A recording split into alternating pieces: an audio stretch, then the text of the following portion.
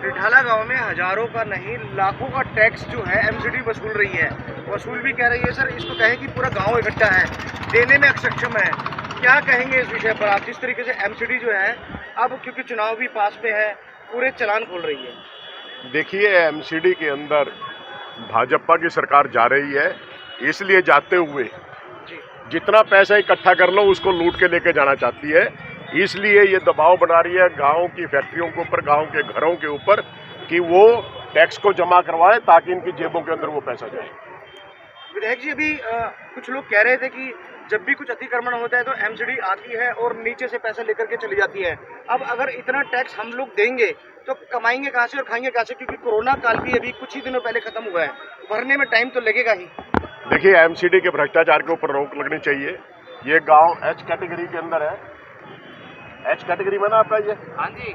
जबकि जी में होना चाहिए। इस गांव वासियों की सभी की ये डिमांड है कि जी कैटेगरी के अंदर ये गांव होना चाहिए, जिससे कि टैक्स का जो स्लैब है वो कम हो जाए और उसका एक बिल्कुल कम से कम निश्चित करना चाहिए। जब एमसीडी ने आज तक 5 साल के अंदर 5,000 रुपये भी खर्चे हो तो ये गांव के लोग भरने के लिए टैक्स तैयार है। जब आज तक 5 साल में 5,000 रुपये एमसीडी ने यहाँ पर खर्चे नहीं है, कोई भी फंड खर्चा तो मैंने अपने फंड से खर्चा या मुख्यमंत्री साहब के फंड से खर्चा है। कुछ महिलाएं भी हैं यहाँ पर, बच्चे भी हैं, सारे आज इस हीरो होंडा चौक पर खड़े हुए हैं। लोगों का यही कहना है कि हम टैक्स देंगे या खाएंगे, इसी तरीके से रोड पर डटे रहेंगे। ये सभी के सभी गाँव वासी है, ये बच्चे, महिलाएं या बुजुर्ग या नौजवान साथी है, वो इसी गांव के, इनके घर हैं, इनकी फैक्ट्री है, इसलिए इनको आज इकट्ठा होना पड़ा है, मजबूरन इकट्ठा होना पड़ा है। अदरवाइज किसी के पास कोई समय नहीं है, अपना काम करें। एक आखिरी सवाल और ले लेते हैं आपसे। अप्रैल में जो है एमसीडी के चुनाव हैं, यदि आप एमसीडी के अंदर में आती है तो क्या इन गाँव वालों का टैक्स माफ हो पाएगा? बिल्कुल हो पाएगा, क्यों नहीं हो पाएगा। आज तक जब हम पानी फ्री में बेचते हैं, बिजली फ्री में बेचते हैं, चिकित्सा सुविधाएं हम फ्री में बेचते हैं, सारी सुविधाएं, महिलाओं के लिए बसें फ्री में बेचते हैं, तो ये तो कोई खास बात नहीं है। ये टैक्स भी फ्री होना चाहिए।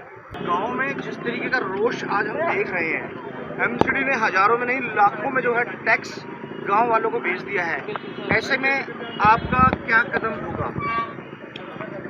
देखिए, हम गांव वाले कई महीने से परेशान हैं। अब एक तो आप देख रहे हो कि 2.5 साल से कंटिन्यू कोरोना की मार झेल रहे हैं।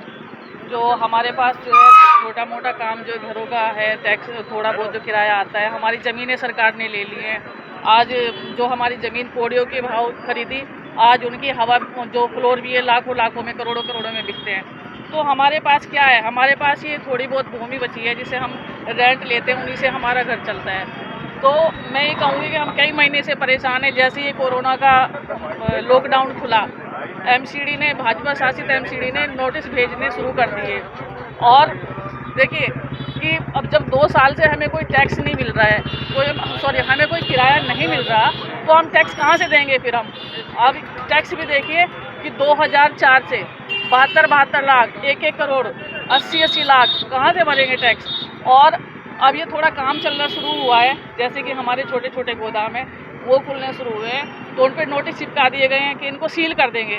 तो आप बताएं, अब ऐसी कंडीशन में जब कोरोना के एकदम से बाद में और टैक्स इन्होंने लेना शुरू कर दिया, तो हम 80 लाख गाँव वाले कहाँ से टैक्स देंगे? कहाँ से इतना पैसा आएगा? किसी आला अधिकारियों से आपने इस टैक्स को लेकर के कोई बात की? भाजपा के जो सारे अधिकारी हैं, जो एमसीडी में हैं, जो चेयरमैन हैं, सबसे बात की। वो कुछ पैसा लेते हैं, उगाते हैं, सीलिंग करने के डर दिखाते हैं, गाँव में पैसा लेते हैं, चले जाते हैं। हर 8वें दिन फिर कहेंगे बात हो रही है, मीटिंग हो रही है, टैक्स माफ़ कर रहे हैं, गांव के पास टैक्स नहीं है, देने के लिए पैसा नहीं है। 15 दिन बाद आते हैं, फिर सीलिंग का डर दिखाते हैं, फिर पैसे लेते हैं, फिर चले जाते हैं। तो मतलब ये गुंडागर्दी एमसीडी की कब तक चलेगी? अप्रैल में चुनाव भी हैं, कहीं ना कहीं लगता नहीं आपको कि जो टैक्स की जो फरवरी में इन्होंने जो हलचल तेज कर दी है, तो क्या एमसीडी चाहती है कि हम टैक्स ले लें? क्योंकि आने वाले टाइम में ऊँट किस करवट बैठे, इस चीज़ का भी नहीं कह सकते। देखिए, ये एमसीडी को भाजपा की एमसीडी 15 साल से दिल्ली में है और 2004 से टैक्स है। आप ये बताइए कि जब किसानों पे कर्जा बढ़ जाता है तो उनका किसानों का कर्जा माफ़ किया जाता है। 2004 से गांव के लोग टैक्स देने में असमर्थ हैं, तो फिर क्यों नहीं कोई भी सरकार एमसीडी में कभी भी बीजेपी की सरकार ने ये सोचा नहीं कि अगर गांव अभी टैक्स देने में सक्षम नहीं है तो क्यों ना इनका टैक्स माफ़ कर दिया जाए। सर आपका नाम बता दीजिए। राधे श्याम।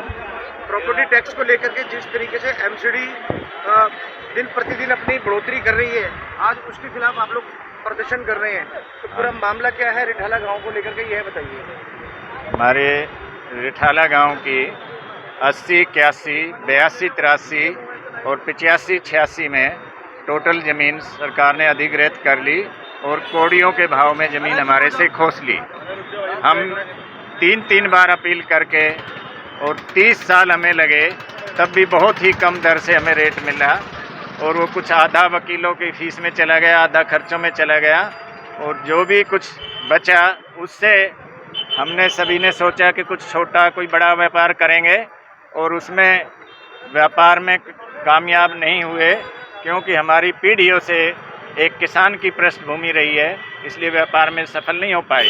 उसके बाद हमारे जो मकान या घेर गितवाड़ प्लाट थे तो उसमें कंस्ट्रक्शन करके हमने अपना किराए का साधन बनाकर आजीविका कमाने का, रोजगार का धंधा बनाया। उस पर भी सरकार की नज़र टिक गई और उस पर संपत्ति कर के नोटिस हमें 2004-5 से दिए जा रहे हैं। किसी का 60 लाख, किसी का 80 लाख, ऐसे अमाउंट उनमें भर के आ रहा और 15 दिन के अंदर जमा कराओ, नहीं तो सील कर दिया जाएगा। और सील भी किए हैं कई प्रीमिसेस। कहीं ना कहीं आपको लगता ही है कि एमसीडी के चुनाव भी जो है अप्रैल में है, इससे पहले एमसीडी जो है वो ज़्यादा सख्त हो गई है। ये फरवरी में इन्होंने सख्ती ज़्यादा शुरू की और मार्च में पूरा जोर लगा रखा है इन्होंने कि अब जितना भी पैसा है खींच लो। और दूसरा ये है कि वो नीचे से भी 2 नंबर से भी लेते हैं। 2 नंबर से कैसे लेते हैं? कि जिसने नहीं करानी वो कहता है मैं नहीं भर पाऊंगा, तो वो पैसे लेकर उसे छोड़ देते हैं। अच्छा एक चीज़ बताइए, गांव के कितने लोग हैं जो आज प्रदर्शन कर रहे हैं? गांव तो पूरा इसमें इन्वॉल्व है जी, और हर घर से तकरीबन आदमी आया। अगर एमसीडी आपकी नहीं सुनता है तो किस स्तर तक इस प्रदर्शन को लेकर के जाएंगे? हमने तो ये सोच रखा है कि एमसीडी इसे नहीं मानेगी तो हम इसे ऐसे ही प्रदर्शन करते रहेंगे, विरोध करते रहेंगे और टैक्स नहीं देंगे। हल्ला बोल, हल्ला बोल, हल्ला बोल, हल्ला बोल।